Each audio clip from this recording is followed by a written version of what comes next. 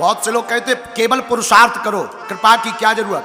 पुरुषार्थ करके तुम मंजिल तो पा सकते हो, लेकिन रावण बन जाओगे, अभिमान आ जाएगा।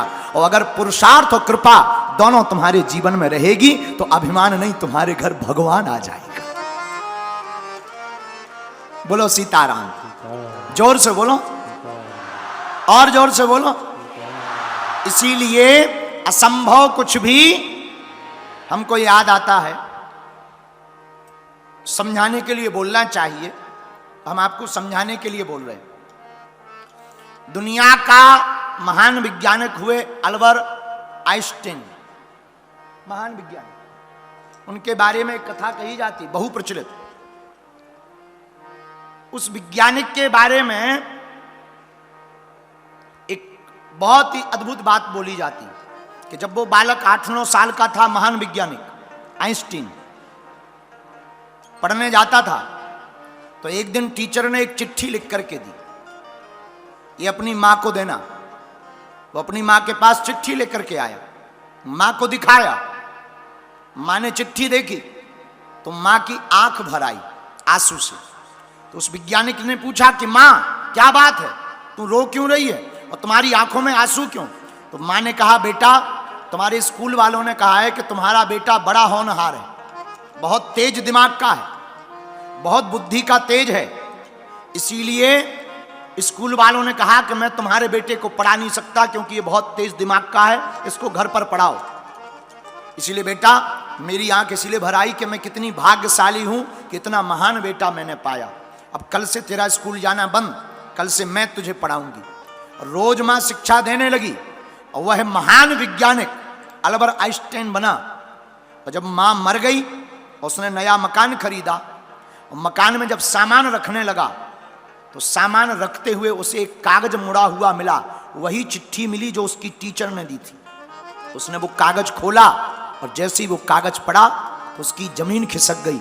उस कागज में लिखा था, तुम्हारा बेटा महामंद बुद्धि का, बहुत ही कामचोर, बहुत ही पागल टाइप का साइको है, इस बालक के लिए हमारे स्कूल में कोई जगह नहीं है, ये और बच्चों का भविष्य खराब कर देगा, कृपा करके कल से इसको स्कूल मत भेजना। लेकिन मां के एक वाक्य ने उस मंद बुद्धि के बालक को महान वैज्ञानिक बना दिया।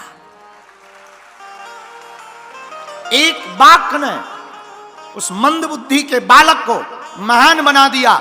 मेरे प्रियजनों, मेरे पागलों, हम तुमसे हाथ जोड़ करके कहते हैं, तुम्हारी जिंदगी में कुछ भी असंभव हो ना, तब घबराना नहीं, हमारे बजरंग बली की शरण में आ जाना, तुम्हारा असंभव सब कुछ संभव हो जाएगा। क्यों? हनुमान जी सब कुछ संभव करने वाले हैं।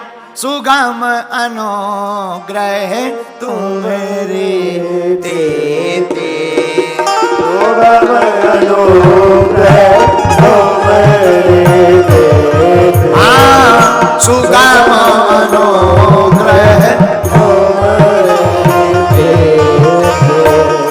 सुगम अनुग्रह तुम्हारे देते।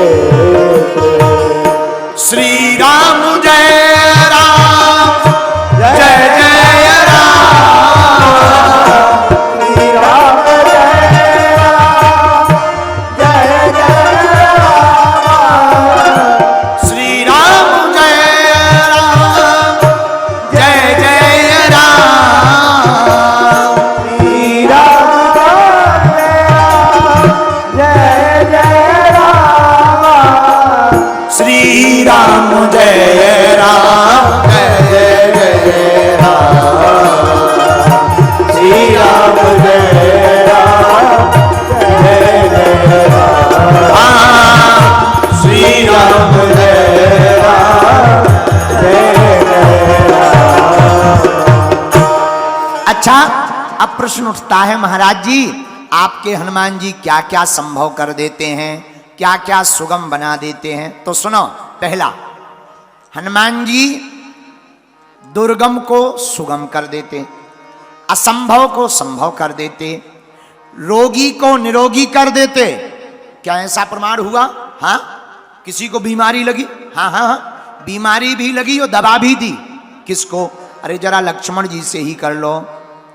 लाए सजीवनी लखन आए श्री रघुवीर हरसियो लाए। हनुमान जी तीसरा काम, अच्छा ऐसा ही नहीं, नासे रोग हरे सब पीरा। मतलब सिद्ध हो गया कि हनुमान जी रोग को भी मिटाने में सामर्थ्यवान है, ये भी सुगम कर देते। किसी को लाइलाज बीमारी हो जाए, बालक मंदबुद्धि का हो, मंदबुद्धि से याद आया उपाय है क्या, 5 मंगलवार हनुमान जी के चरणों का जल, स्नान किया हुआ जल अपने बालक को पिला करके देख लीजिए और हनुमान चालीसा का पाठ सुना कर देख लीजिए, आपके बालक की बुद्धि में फर्क ना पड़ने लगे तो कहना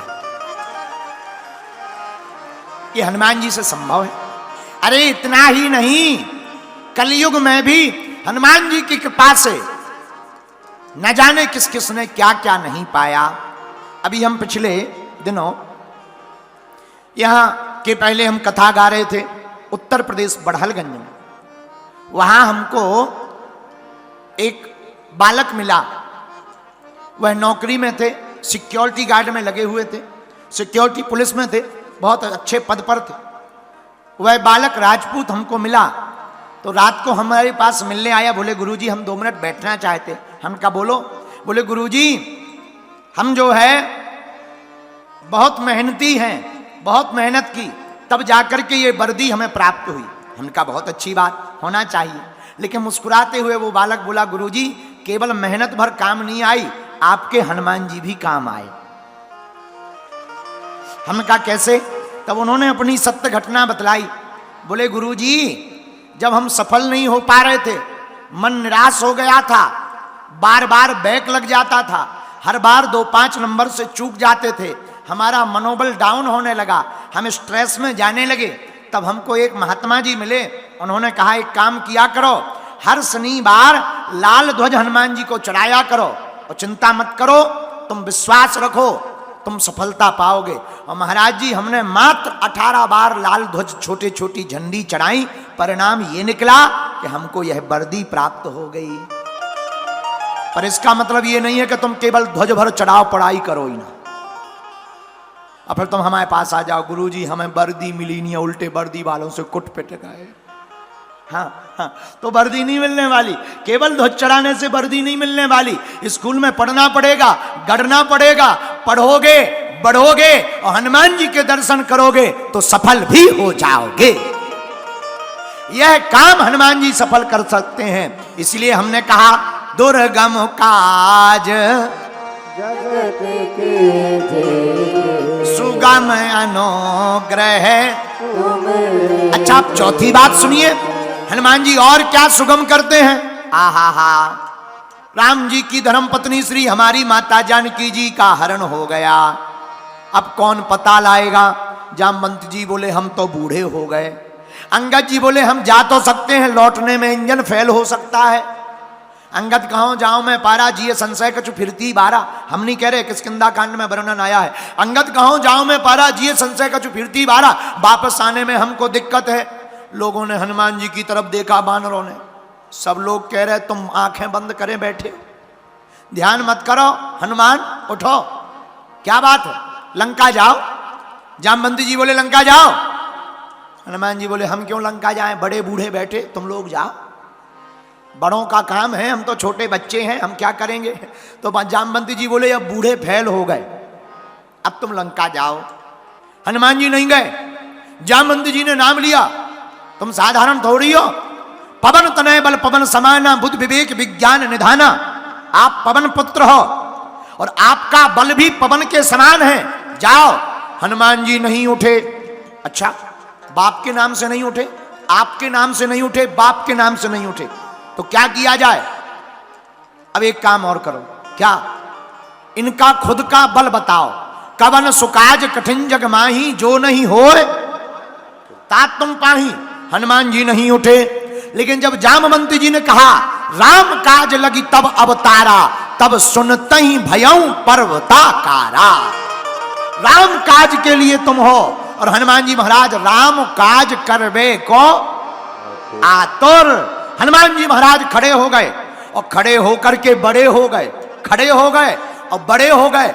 जामवंत जी जो नीचे देख रहे थे ऊपर देखने लगे, यार अरे इतने बड़े। हनुमान जी बोले जामवंत जी बताओ पूरी लंका उठा ले आए या रावण को ही उठा ले आए? जामवंत जी बोले पूरी रामायण तुम ही ना कर दो, पूरी रामलीला आप ही कर दोगे, पर राम जी किसको मारेंगे? हनुमान जी बोले नहीं, आपने कह दिया राम काज के लिए अवतार हुआ, हम तो जा रहे हैं। और जिस त्रिकूट पर्वत पर, त्रिकूट नाम के पर्वत पर लंका बसी हुई थी, बोले जिस त्रिकूट नाम के पर्वत पर लंका है उसको पूरों को कचड़ डालूंगा, जानकी माता को ले आऊंगा। जामवंत जी हाथ जोड़ के बोले भाई साहब मीडिया वाला काम करो, बुलडोजर चलाने वाला नहीं। अभी कुछ दिन पहले यहां कवर्धा में भी चला ही गया।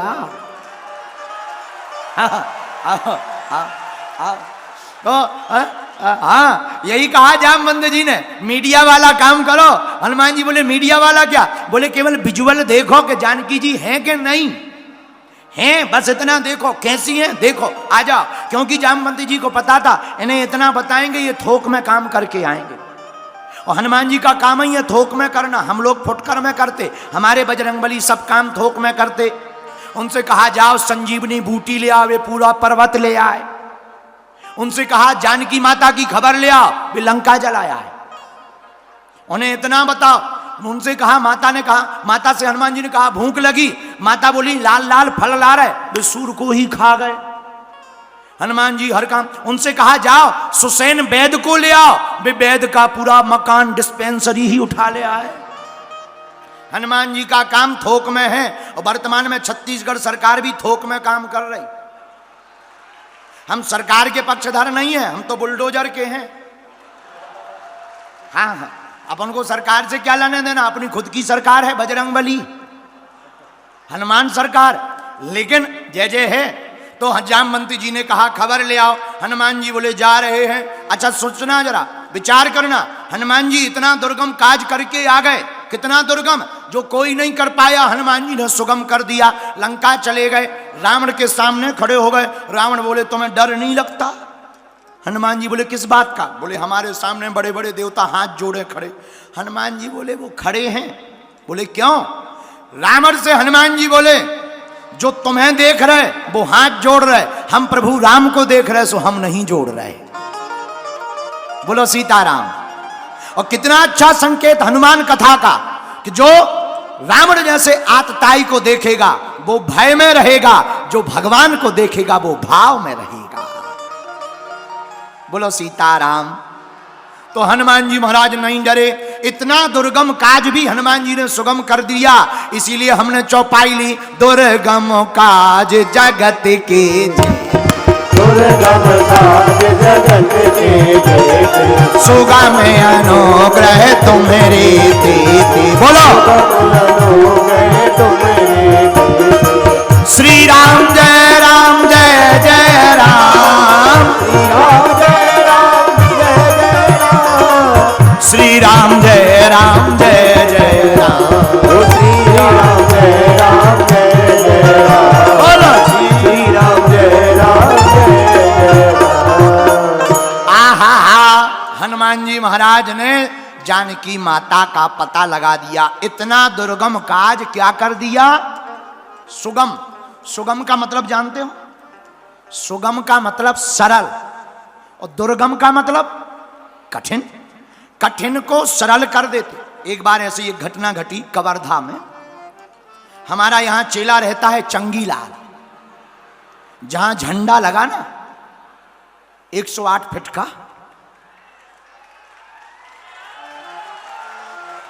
वहीं रहता है। 108 फीट का जहां झंडा लगा, जिसको झंडा का डंडा बेकार लगता था उसी की दुकान के सामने रहता है। उसी की दुकान के सामने हमारा चेला रहता चंगीलाल टिल्लू गुरु।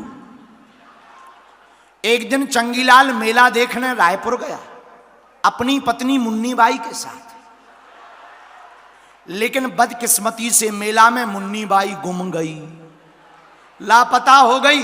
चंगीलाल रोने लगा, क्या हुआ? लुगाई गुम गई। रोने लगा, पत्नी गुम गई, पत्नी गुम गई, रोने लगा। लोगों ने कहा रो मत, बगल में मंदिर है, मंदिर में प्रार्थना करो मिल जाएगी। वो बगल में मंदिर में गया, राम जी का मंदिर, हनुमान जी का मंदिर। राम जी के सामने लड्डुओं का डब्बा 500 का नोट लेके खड़ा हो गया। श्री रामचंद्र कृपालु भज मन हरण भव भय दारुणम नव कंज लोचन कंज मुख कर कंज पद। हे राम जी, हमारी पत्नी मुन्नी बाई गुम गई, हमें मिलवा दो। सामने मंदिर में जो हनुमान जी के मंदिर में पुजारी रहते थे, उन्होंने 1.25 किलो लड्डू और 500 का नोट देखा, दिमाग चकरा गया। उन्होंने सोचा ये तो हमारे पास आना चाहिए। वो पुजारी जी कान तक गए, चंगीलाल के कान के पास खड़े होके बोले क्या बात है, क्यों रो रहे चेले? बोले गुरुजी क्या बताएं, पत्नी गुम गई, भगवान से प्रार्थना कर रहे हैं। तो मुस्कुराते हुए पुजारी जी बोले गलत जगह आ गए। बोला क्यों? बोले इनकी खुद गुम गई थी, जिनके पास तुम प्रार्थना करने आए इनकी खुद गुम गई थी। बोले फिर किसने मिलाया था? बोले सामने चलो 5 नंबर काउंटर पे। बोले वो किसका है? बोले वो बजरंगबली का है, इनकी खुद मिलाने का काम हनुमान जी ने किया। ऐसे हनुमान जी महाराज